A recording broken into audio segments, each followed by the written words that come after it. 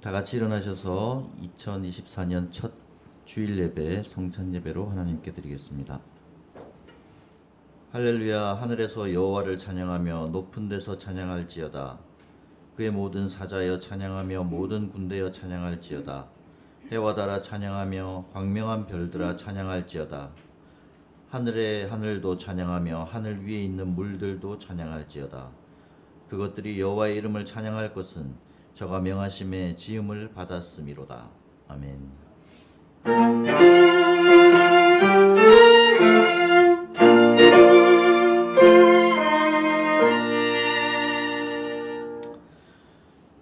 하나님 감사합니다.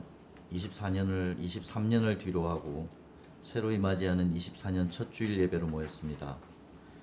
누구인가에게는 설렘과 기대의 시간이 될 수도 있고 누군가에게는 여전히 생활의 즐거움과 또 고민의 연장이 될 수도 있겠지만 그 시작이 어떠하든지 우리는 아버지께서 주시는 시간을 소중하게 사용해서 결국에는 좋은 열매로 남는 24년이 되기를 소망합니다.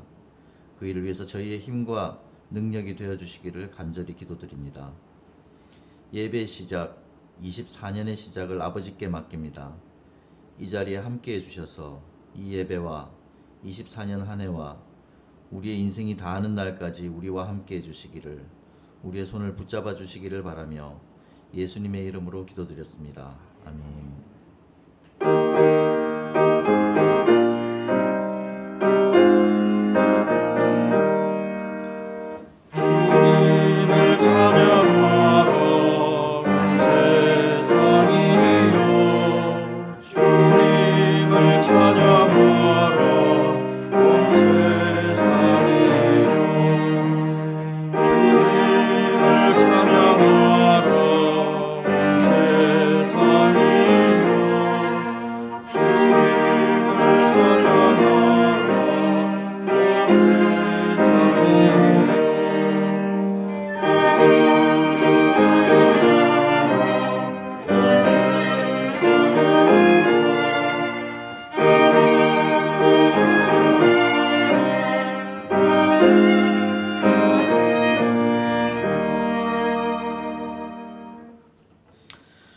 하나님, 새날이 밝았습니다. 작년과 같은 듯 다른 해가 떠올랐고 어제와 다른 바람이 붑니다. 그리고 여기 과거와 다르기를 원하는 우리가 있습니다. 우리의 바라고 원하고 기도하는 바가 우리만의 것이 아니라 하나님의 소망과 기쁨 안에 있기를 바랍니다.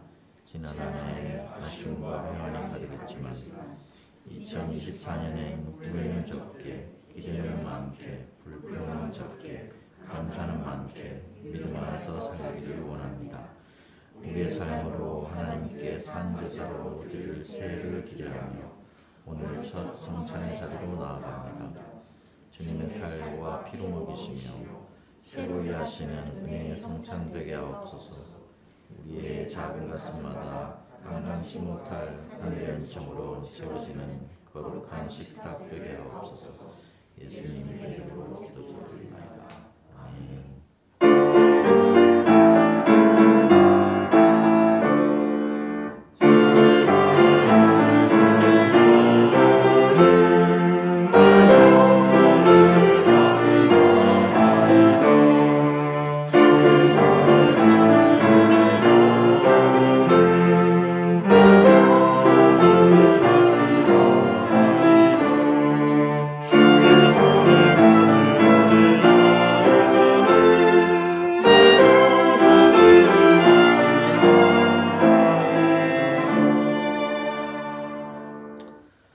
우리는 지금 주님의 거룩한 식탁에 참여하기에 앞서 우리의 허물을 하나님 앞에 고백합니다. 하나님과 이웃과 창조 세계 앞에 자행한 우리의 허물과 죄악을 사하여 주옵소서. 많이 불평했습니다. 더 달라고 끊임없이 구했습니다. 삶을 못마땅하게 여겼습니다. 문제의 원인을 다른 이에게서 찾으려 했습니다. 핑계가 자연스러웠고 원망의 강물이 깊었습니다. 그러다 보니 용서하지 못한 가슴의 날이 내릴 것 같습니다. 이것이 혹 2023년의 우리 삶이 아니었지요. 2024년이 그와 같지 않기를 바라며 주님, 이런 우리 삶을 긍휼히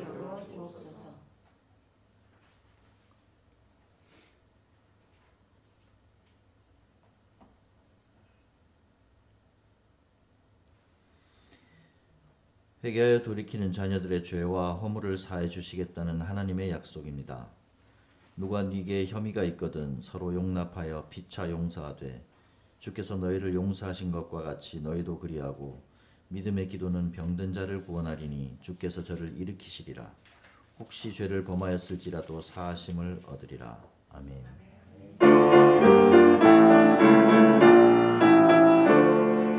주의 손에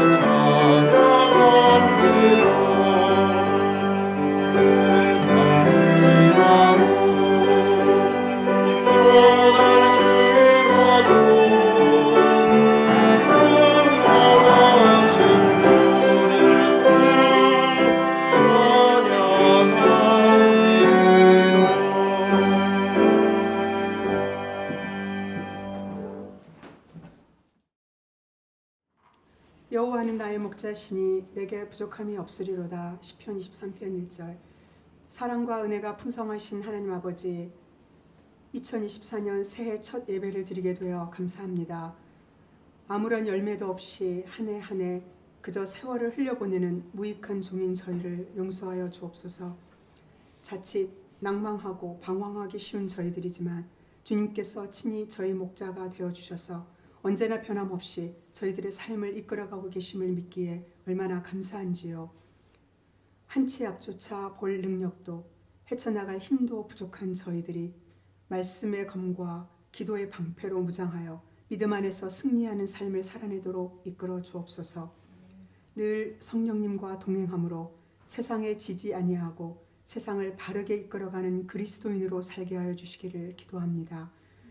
지금 이 시간에도 전쟁의 고통, 배고픔의 절망으로 눈물 흘리는 사람들을 기억해 주시기를 간구합니다. 불공정과 반목으로 허우적대는 대한민국을 돌아보아 주셔서 하나님의 방법과 뜻이 이 땅에서 조금씩이라도 실현되어 가고 하나님이 주인 되는 나라로 이끌어 주시기를 기도합니다. 여기 아주 작은 우모른 교회가 기도하는 4명의 소중한 영혼들 부상윤, 전보나, 도노을, 최유림을 주님께서 눈동자와 같이 지켜주시고 이 귀한 아이들이 영육간에 강건하게 자랄 수 있도록 보호하여 주시기를 기도드립니다. 우모른교회 성도 한 사람 한 사람을 기억하사 하나님의 풍성한 은혜와 사랑 가운데 거할 수 있도록 지켜주시고 특히 질병과 물질과 진로 등의 문제로 씨름하는 분들에게 힘을 더하여 주시옵소서. 말씀 전하시는 목사님께 하나님의 마음과 지혜를 더하사 온전히 하나님을 드러낼 수 있도록 붙들어 주시기를 간구합니다. 저희들이 올려드릴 예배와 찬양을 기쁘게 받아 주시옵소서. 이 모든 간구 우리 주 예수님의 이름으로 기도드립니다.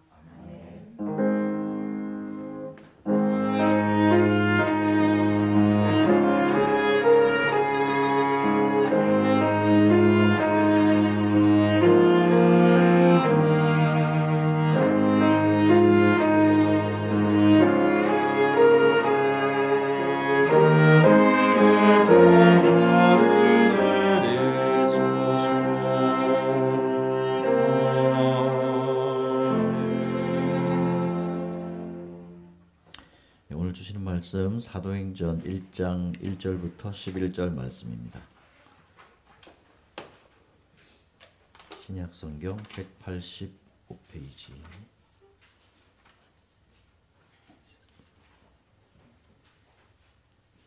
사도행전 1장 1절부터 11절 말씀 공독하겠습니다.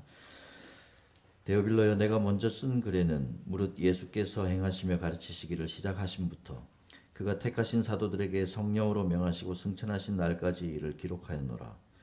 그가 고난받으신 후에 또한 그들에게 확실한 많은 증거로 친히 살아계심을 나타내사 40일 동안 그들에게 보이시며 하나님 나라의 일을 말씀하시니라.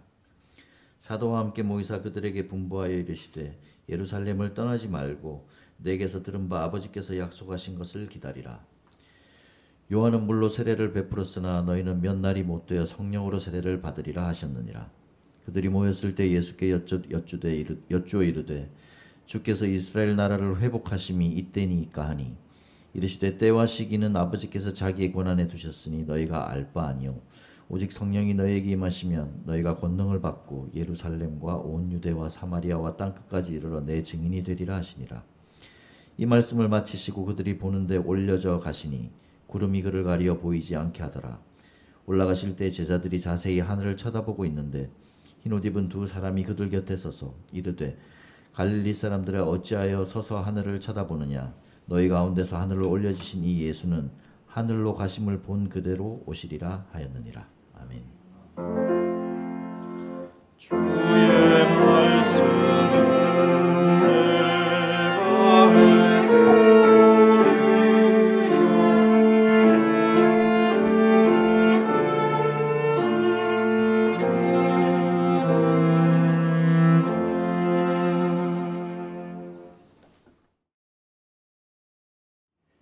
(1974년 7월 16일에서 25일까지) 150여 개국에서 온 2,700여 명이 참석한 가운데 스위스 로잔에서 세계 복음화 대회가 열렸습니다. 이때에 주관했던 사람이 바로 빌리 그레암 목사였습니다. 15개의 항으로 구성된 로잔 언약이라는 것을 발표했습니다. 그러면서 그 장소가 로잔이었기에 그 이후에도 열리는 대회의 이름을 로잔 대회라고 명칭을 붙였는데요. 그때에 발표했던 15개 항 중에서 그리스도인의 사회적 책임에 대해서 다음과 같이 강조했습니다. 우리는 하나님이 모든 사람의 창조주이시요 동시에 심판자이심을 믿는다. 그러므로 우리는 인간 사회의 어느 곳에서나 정의와 화해를 구현하고 인간을 모든 종류의 억압으로부터 해방시키려는 하나님의 관심에 동참해야 한다. 1974년에 처음 열렸던 그 로잔 대회의 네 번째 대회가 모임이 올해 9월 우리나라에서 열립니다. 그것을 준비하는 한국 로잔 준비위원회가 2024년도에는 한국에 있는 모든 교회에서 로잔 대회의 본문 말씀인 사도행전을 가지고 매주일 설교했으면 좋겠다라고 공고했습니다. 그 이유는 한 해 동안 한국 교회가 사도행전을 중심으로 말씀 네트워크를 구성하자는 겁니다. 모든 교회가 로잔 대회에서 추구하는 본문인 사도행전을 같이 묵상하고 설교하면서 로잔 정신을 일깨우고 그리고 교단과 교파 그리고 세대를 다 초월해서 그렇게 교회의 하나됨을 또 교회가 세상 속에서의 교회를 같이 구현해 가자는 제안이었습니다. 그래서 한동안 이런 말이 많았죠. 미셔널 처치, 선교적 교회입니다. 그 선교적 교회를 지향해 가는 한국 교회가 되었으면 좋겠다는 것이 바로 그 목적입니다. 저는 이런 제안을 긍정적으로 받아 신년 주일부터 사도행전을 본문으로 하는 말씀을 나누고자 합니다. 제 개인적으로는 1998년도 1월에 엄청나게 추운 겨울이었는데 중국 영길 지역에서 가정교회 지도자들 50명과 더불어서 일주일 내내 새벽부터 밤늦은 때까지 사도행전을 나눴습니다. 정말 입술이 부르튼다는 게 이런 거구나 하는 걸 그때 처음 경험했습니다. 입안에 다 혓발이 돋고 얼마나 그런지. 그런데도 새벽부터 찾아오셔가지고 제일 먼 곳에서 오신 분은 무려 11시간 기차를 타고 회롱 지향이라 그러죠. 흑룡강 지역에 무단이라는 곳에서부터 오셨는데 이 오시는 분들이 다 자기 양식을 짊어지고 눈길을 헤치고 오셨던 것이 참 짠했습니다. 그래서 몸이 너무 피곤하고 입술이 부르튼데도 불구하고 새벽부터 찾아오시는 그분들과 일주일 내내 이 말씀들을 나누었던 기억이 있습니다. 그래서 두 번째로 나누는 이 사도행전이 저에게는 남다른 감회와 또 기대가 있습니다. 하나의 이야기를 먼저 드리고 사도행전으로 들어가겠습니다. 1994년 대통령 암살 사건과 관련하여 르완다에서 후투족과 투치족 간의 종족 암살 사건들이 대학살이 일어났습니다. 그해 4월부터 7월까지 약 100일 동안 무려 80여만 명이 학살되는 참극이 일어났습니다. 한 생존자의 증언을 따르면 그 당시의 분위기가 어땠는지 조금 가늠이 됩니다. 평소 친절했던 이웃집 아저씨와 학교 선생님, 목사님이 하루아침에 저를 죽이려고 달려들었어요. 저는 죽으라고 계속 달렸어요. 그들이 계속해서 제 이름을 부르며 따라왔어요. 너를 꼭 죽이고 말겠다고요. 대량 학살 혐의로 법정에 선 아타나세 세룸바라는 이름의 가톨릭 신부가 있었습니다. 그의 재판 자료에 보면 그가 학살에 신부임에도 불구하고 적극 참여했음을 알 수 있습니다. 가톨릭 신부인 세롬바는 후투족의 투치족에 대한 대량 학살을 방조했을 뿐 아니라 성당을 불도저로 밀어붙이도록 해서 2,000명 이상의 투치족 피난민을 죽음으로 몰고 간 혐의를 받고 있다. 르완다의 참살극이 일어날 당시에 르완다의 종교 분포도가 이러했습니다. 기독교 인구가 89%, 여기는 개신교 29%, 그리고 가톨릭 45%, 성공회 10%, 그리고 독립교회 5%입니다. 이슬람 4.8%, 종족 종교 4.5%밖에 되지 않습니다. 전체 인구 중에서 무려 90%에 이르는 사람들이 기독교인, 그리스도인이었음에도 불구하고 그들은 서로 증오하고 죽이는 일을 아무렇지도 않게 행했습니다. 르완다 사태 당시에 프랑스의 르몽드지에 의하면 한 사제는 이렇게 한탄했습니다. 그들은 서로 사륙하고 있습니다. 자기들이 형제라는 사실을 까맣게 잊고 말입니다. 다른 르완다 사제도 이렇게 고백했습니다. 사랑과 용서에 관해 100년 동안이나 설교했는데도 그리스도인들은 서로를 죽이고 있습니다. 줄곧 실패한 것입니다. 이들의 인터뷰를 실으면서 르몽드지는 이런 질문으로 마무리를 했습니다. 부룬디와 르완다에서 싸우는 투치족과 후투족이 같은 그리스도교 선교사의 교육을 받았고 같은 교회에 다녔다는 생각을 어떻게 떨쳐버릴 수가 있겠습니까? 그런데 안타깝게도 이것은 르완다에 있는 교회가 그 교회만이 그런 것이 아닙니다. 다른 나라 다른 지역의 교회만 그런 것이 아닙니다. 예를 들어 제1차 세계대전이 일어날 당시에 교회가 정치 지도자를 지원한 데에 대해서 영국의 한 군인 장군이었던 프랭크 P. 크로저가 이렇게 증언한 바가 있습니다. 그리스도교 교회들은 유혈 욕망을 불러일으키는데 더없이 좋은 수단이었으며 우리는 교회를 마음껏 이용했다. 진영 논리의 추종자와 반공의 수호자가 된 한국교회 또한 미움과 혐오의 수단이자 숙주로 마음껏 활용되어 왔지 않습니까?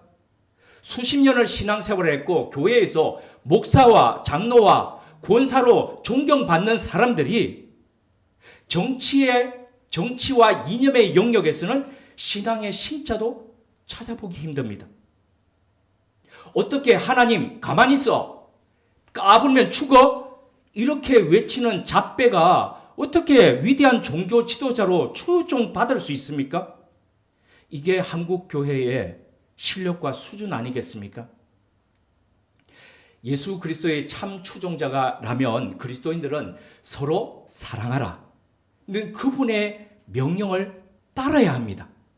그런데도 예수의 제자라고 일컬음을 받는 사람들이 한 손에는 성경을 들고 한 손에는 도끼를 들고 자기 앞에 같이 이웃으로 형제로 심지어 자기의 가족으로 있던 사람마저도 그렇게 학살한다면 어떻게 그리스도인이라고 할 수 있겠습니까? 그런 일이 상상이나 가능하겠습니까?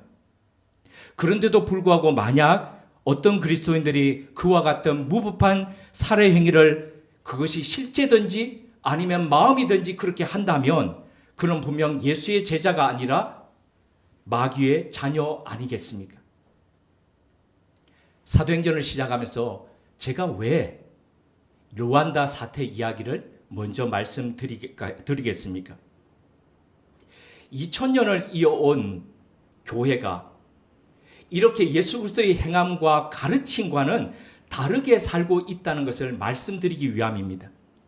교회의 시작과 그리스도인이라고 첫 번째로 불림을 받았던 때가 바로 이 사도행전에 있는 초대교회입니다.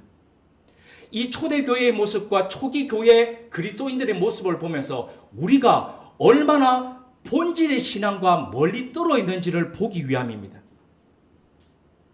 사도행전이라는 거울에 오늘날 교회와 우리의 모습을 비춰봄으로써 명목상 그리스도인이라는 이 허울에서 탈피해서 복음에 줄이고 복음을 살아내는 그리스도인으로 다시 출발하기 위함입니다.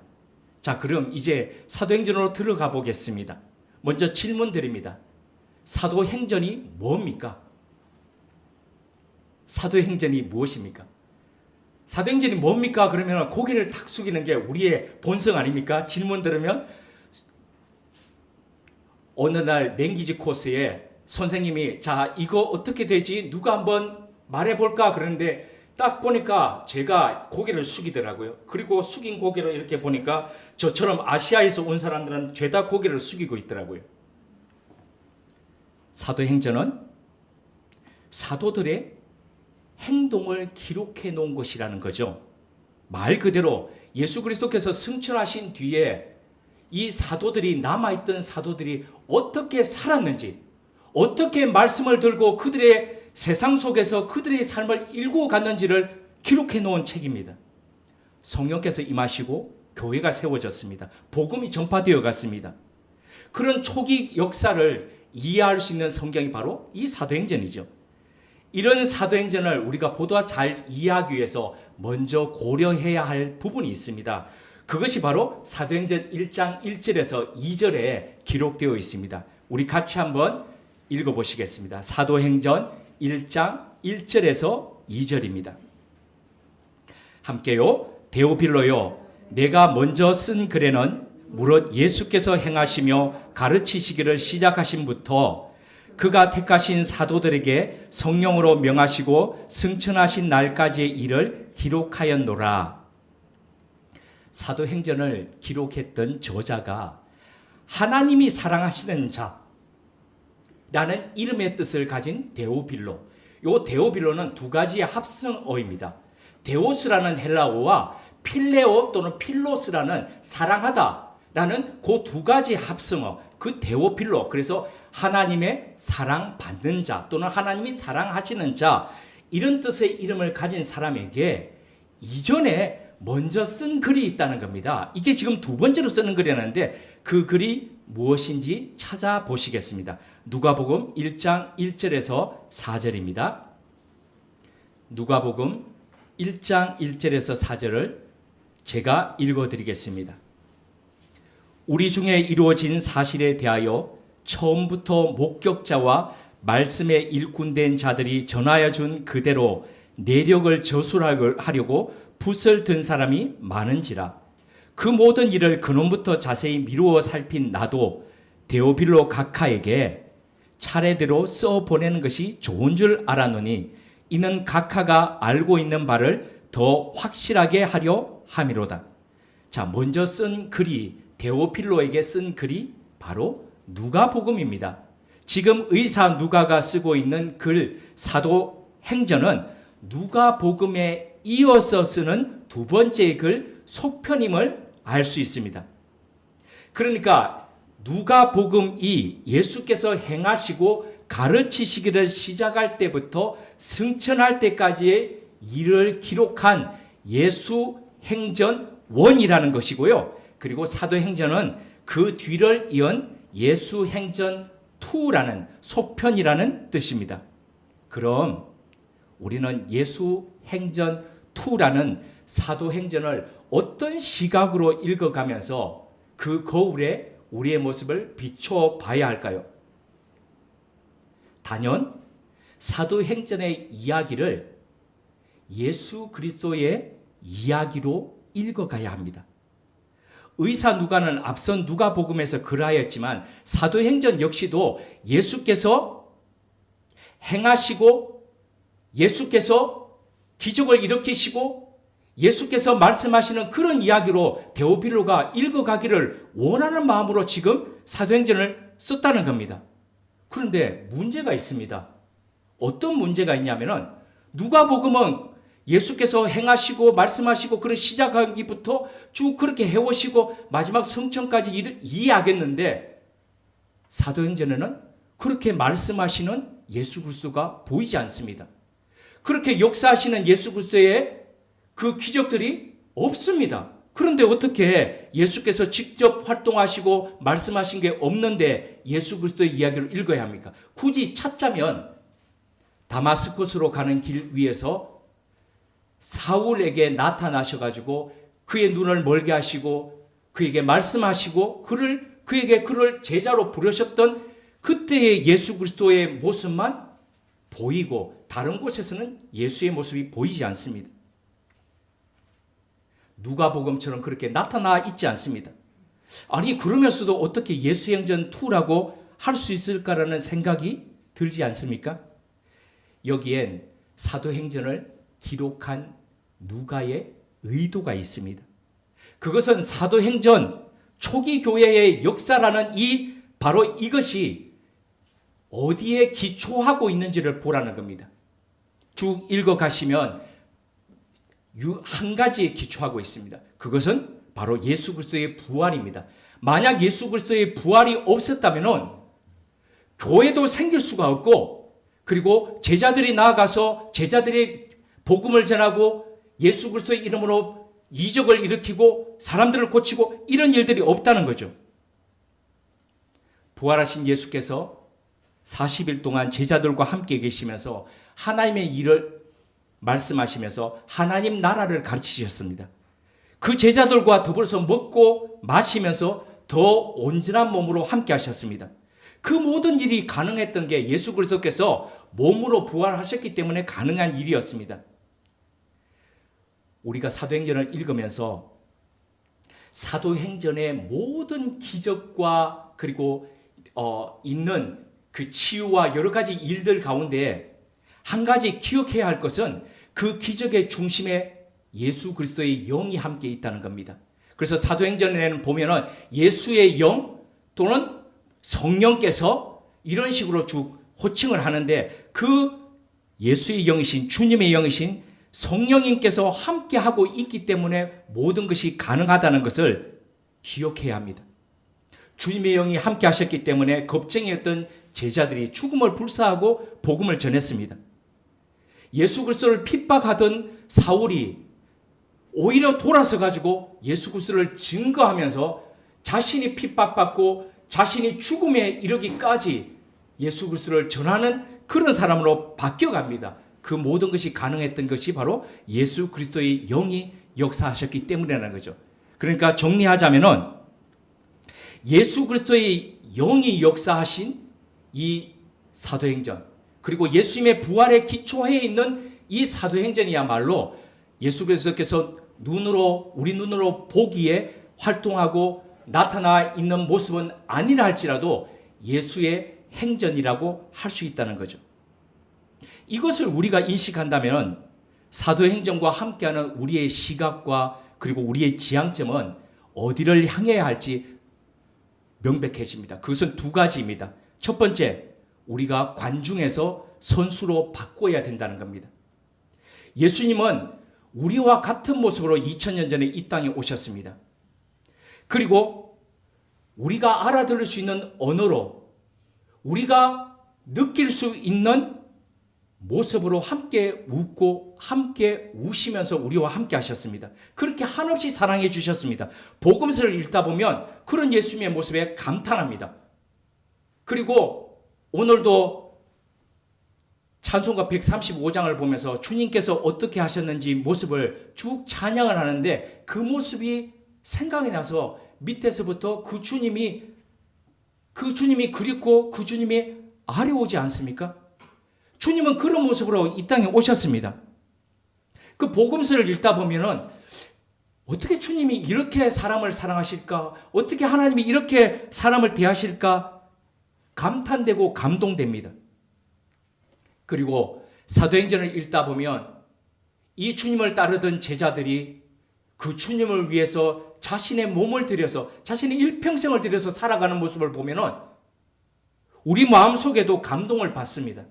그런데 여기 한 가지 심각한 위험이 있습니다. 그것은 열광하는 관중으로 남을 수 있다는 겁니다. 예를 들어서 스포츠 좋아하시는 분들이 있죠. 야구나 축구나, 그래서 경기장에 가서 응원하기도 하고, 그리고 스포터스가 되기도 하고, 뭐 용품을 사기도 하고, 유니폼 사가지고 막 입기도 하고, 그러지 않습니까? 그래서 그의 경기가 있다면 찾아가고, 어떤 사람들은 유럽 원정까지 가가지고 응원하고 그러지 않습니까? 그런데 응원자로 있다 보면 늘 앉아가지고 하고, 전혀 이렇게 전략을 짜고 말하고, 저건 저렇게 해야 되는데 거기에는 아주 해박해져 가는데 전혀 내 발로 내 손으로 움직이는 것에는 둔감하지 않습니까? 내 몸은 굳어져 가고 유연성을 잃어가는데도 불구하고 마치 내가 그 경기에 대해서 그 운동에 대해서 잘 아는 것처럼 그렇게 우리는 변해가지 않습니까? 소리치고 환호하고 박수를 보내면서 감탄사를 연발하는데 그칩니다. 기분이 좋고 감동이 되면 나도 저렇게 한번 해봐야지 하지만 거기서 그칩니다. 우리 신앙도 그렇다는 겁니다. 그러다 보니 10년, 20년 예수를 믿은 시간은 지나가는데 예수의 흔적, 사랑하기 때문에 그분이 우리를 사랑했기 때문에 가졌던 못자국과 그리고 창자국은 우리의 몸 가운데 없지 않습니까? 묘하게 닮은 곳은 한 가지 있습니다. 입입니다. 말로 모든 것을 합니다. 시간을 내어 몸으로 섬기지 않습니다. 내 물질을 들여 사람을 사랑하고 섬기는 그 주님의 일을 행하는데 인색합니다. 2024년 사도행전을 시작하면서 우리가 바뀌어져야 될 게, 전환되어야 될 게, 우리의 사고도 시프트 돼야 되지만 우리의 삶도 시프트 돼야 될 게 바로 이겁니다. 이제는 선수로 뛰어봐야 됩니다. 이제까지 안 뛰었다면 지금이라도 연습해가지고 뛰어야 됩니다. 예수 그리스도의 말씀이 진짜 진리인지, 사람을 바뀌고 이 말씀이 살아 생명력이 있는 말씀인지, 어떻게 사람을 바꾸는지 내 머리로 알 것이 아니라 내 삶에 적용해 보면서, 대입해 보면서 내가 그 말씀의 실험실이 되어서 정말 생명력이 있는 말씀인지 실험해보고 실행해보는 그런 선수로 살아가야 합니다. 두 번째입니다. 예수 형제는 29장을 써가야 합니다. 예수 행전의 예수님의 이야기는 그분의 그분의 제자들이 이어서 삶으로 행함으로 써나간 이야기입니다. 그들은 예수 그리스도께서 행하셨던 것을 그들의 삶 가운데서 그대로 재현했습니다. 그것을 가능하게 했던 것이 바로 오순절 성림 강림입니다. 예수님께서 승천하시기 전에 제자들에게 이 성령께서 임하심을 말씀하시면서 제자들의 역할에 대해서 다음과 같이 말씀하셨습니다. 사도행전 1장 8절입니다. 공동 번역으로 제가 읽어드리겠습니다. 그러나 성령이 너에게 오시면 너희는 힘을 받아 예루살렘과 온 유다와 사마리아뿐 아니라 땅끝까지 이르기까지 어디에서나 나의 증인이 될 것이다. 우리는 우리 힘으로 살아가는 사람들이 아니죠. 예수 그리스도의 영이 주시는 힘으로 살아가는 사람들이 바로 그리스도인 아닙니까? 그 능력을 힘입어서 예수 그리스도의 증인으로 살아가는 거죠. 그 능력으로 예수 행전의 28장을 넘어서서 29장을 내 삶으로 내 시대에 써가는 거죠. 그런데도 성령님의 힘과 도우심을 구하지 않고 살아간다면 우리가 과연 주님의 사람이라고 할 수 있을까요? 지난 주 중에 잠에서 딱 깨자마자 이런 기도가 나왔습니다. 하나님, 하루를 시작하면서 기도하지 않는다는 것은 하나님 없이 이 하루를 살아갈 수 있다는 교만 아닙니까? 일하기 전에 기도하지 않는다는 것은 하나님이 돕지 않아도 잘 할 수 있다는 자만 아닙니까? 결정하기 전에 기도하지 않는다는 것은 하나님의 뜻은 중요하지 않다는 오만 아닙니까? 2024년도 신년주일 사도행전, 예수 행전을 시작하면서 저는 제 마음속에 품고 기도하는 두 가지가 있습니다. 몇 달 전부터 이 기도 제목을 가지고 있다가 학교의 선배 목사님 두 분에게 티타임 중 제가 이런 마음을 품고 있는데 어떻게 생각하시냐고 물어봤습니다. 그 두 분 모두 이렇게 이야기했습니다. 의도는 좋은데 하지 마라. 얼마 전에 이 일과 관련해서 한 전문가를 만나서 물었습니다. 그분 역시 말렸습니다. 제가 그 이유를 물었습니다. 왜 말립니까? 그분이 이렇게 말했습니다. 없어 보이잖아요. 네, 저도 압니다. 없어 보인다는 거. 저희들 폼나고 멋있게 보이는 그런 거 왜 안 해보고 싶겠습니까? 하지만 만약 주님께서 원하시고 주님께서 기뻐하시는 그 일이라면, 그래서 허락하신다면 이 올해 안에 제가 마음에 품고 있는 이 일들을 실행해 가려 합니다. 뭔지는 궁금해하지 마십시오. 응답받으면 말씀드리겠습니다. 예수의 영이 인도하는 대로 가지 마라 하더라도 그 길을 그분이 기뻐하시면 갔던 이야기들이 바로 사도행전에 기록되어 있습니다. 나는 그 길로 가지 않기를 원하는데, 나는 아시아로 가기를 원하는데 막으시면서 유럽으로 가라 하실 때에 나의 뜻을 꺾어서 갔던 이야기들이, 그 선배들의 이야기가 바로 여기에 기록되어 있습니다. 그래서 폼나지 않았지만은 매맞고 억울했고 힘들고 외로웠지만은 갔던 선배들의 이야기가 바로 여기에 기록되어 있습니다. 예수의 영, 성령님과 더불어서 그 길들을 걸어가 보렵니다. 귀하신 우모론 가족님들은 원래 예수의 영에 이끌려 어떤 예수 행전을 여러분들의 삶 속에서 써가려고 하십니까? 함께 기도드리겠습니다. 하나님, 이 땅에 우리와 같은 모습으로 오셔서 우리가 알아들을 수 있는 언어로, 우리가 감당할 수 없는 사랑으로 우리를 위해 주신 예수 그리스도께 감사드립니다. 이제 우리도 주님의 영과 더불어 주님이 원하시는 일을 하며 주님이 사랑하시는 사람들을 사랑하는 그 길을 가기를 원합니다. 열정적인 관중의 자리에서 내려와 운동장 위에서 실제 말씀을 살아내는 믿음의 제자 되기를 원합니다.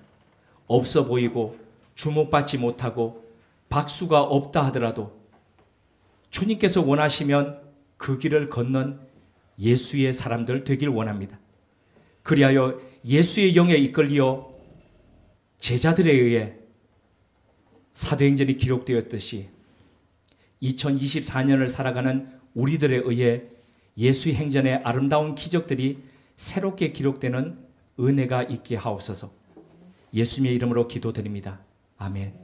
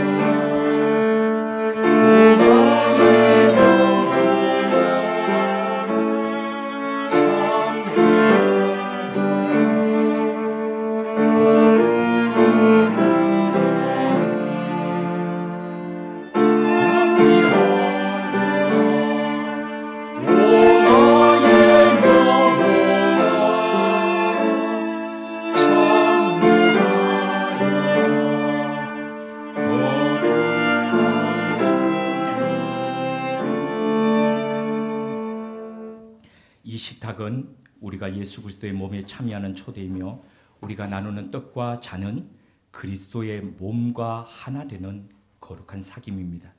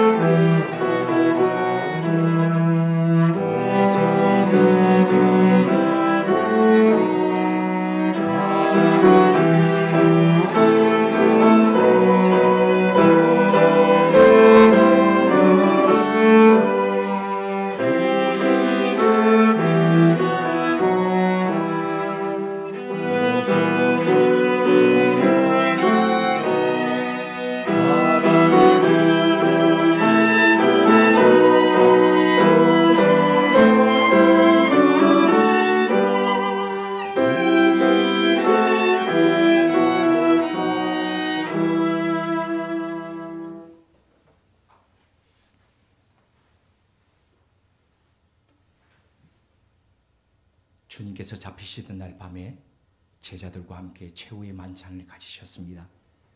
주님께서는 떡을 들어 하늘을 우러러 축사하신 후 떼어 제자들에게 주시며 말씀하셨습니다. 이것은 너희를 위해 찢어지는 나의 몸, 곧 언약의 몸이다. 받아라, 먹으라. 우리 주님의 명령에 따라 주님의 몸된 떡 받는 예식을 가지겠습니다.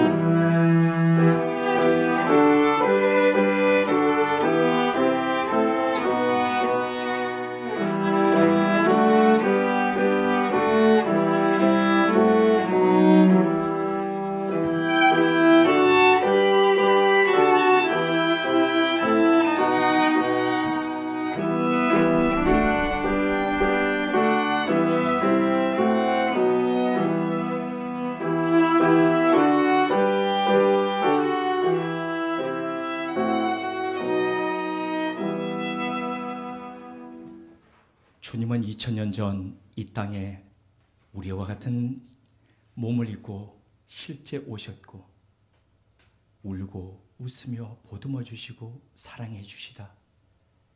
당신의 몸마저도 찢어서 주심으로써 사람을 사랑하는 하나님이 어떻게 사랑하는지를 친히 보여주셨습니다. 오늘 주님의 찢어주신 몸을 저희 몸에 담으며 주님, 우리 또한 주님의 몸으로서 살아가는 이 땅의 삶을 살기를 원합니다. 그리하여 주님의 몸으로 살았던 제자들이 예수 행전의 툴을 써갔듯이 우리 또한 그렇게 써 내려가는 사람들 되기를 소망하며 예수님의 이름으로 기도드립니다. 아멘.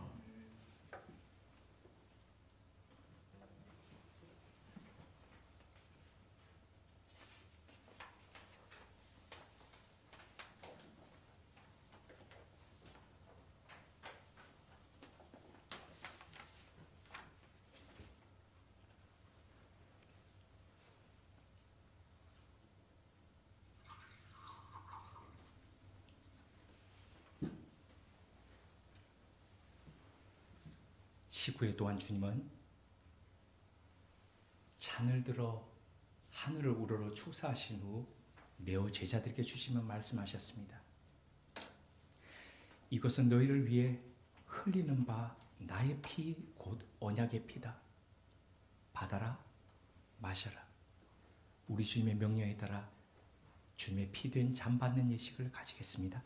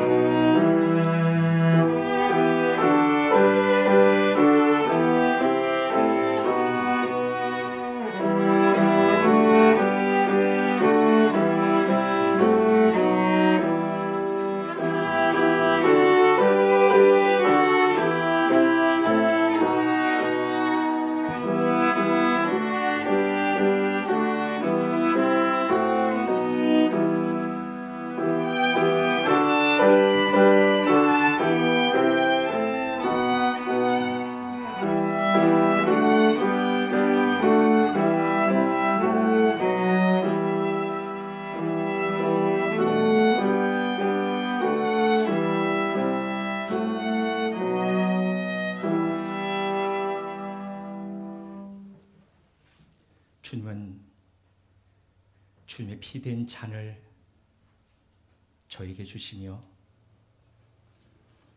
이제는 피로 연결된 하나임을 말씀하셨습니다. 오늘도 주님이 흘려주신 그 피를 우리 몸에 담으며 피로 연결된 혈육임을 고백합니다. 인간의 욕망의 피가, 미움의 피가, 증오의 피가 들끓을 때에 주님의 피가 우리 곳곳곳곳을 정화시켜 주시어서 예수의 몸으로 예수의 피를 가진 사람으로 이 땅을 바로 세우며 사랑하며 살아갈 수 있도록 주님 이끌어 주옵소서. 예수님의 이름으로 기도드립니다. 아멘.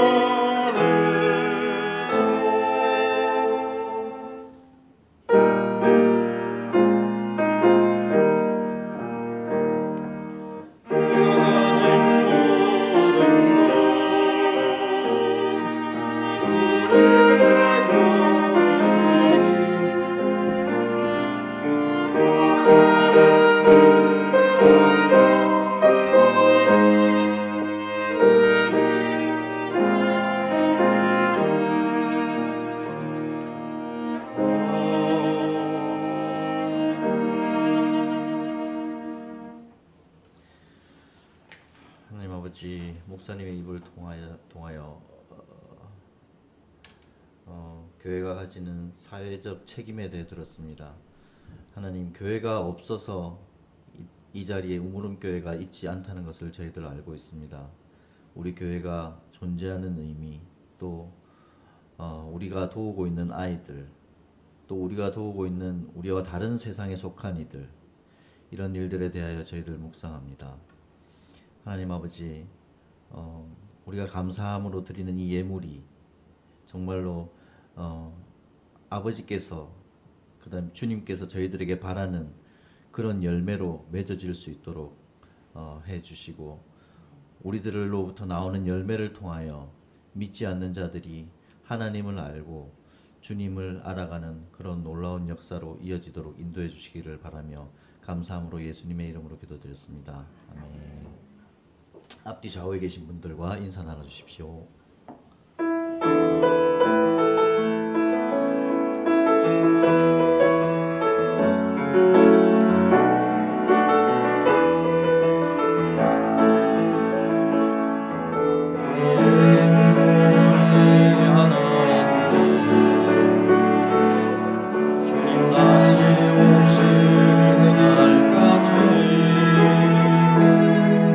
내 가슴에 새긴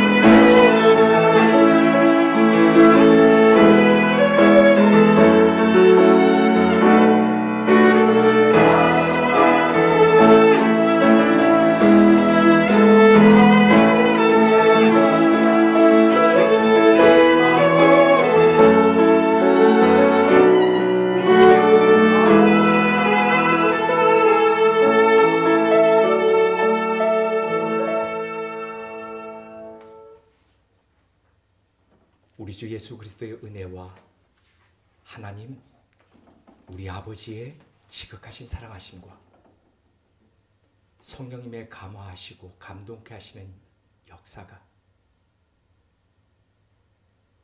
그 성령님의 영, 예수 그리스도의 영에 이끌려 우리 삶을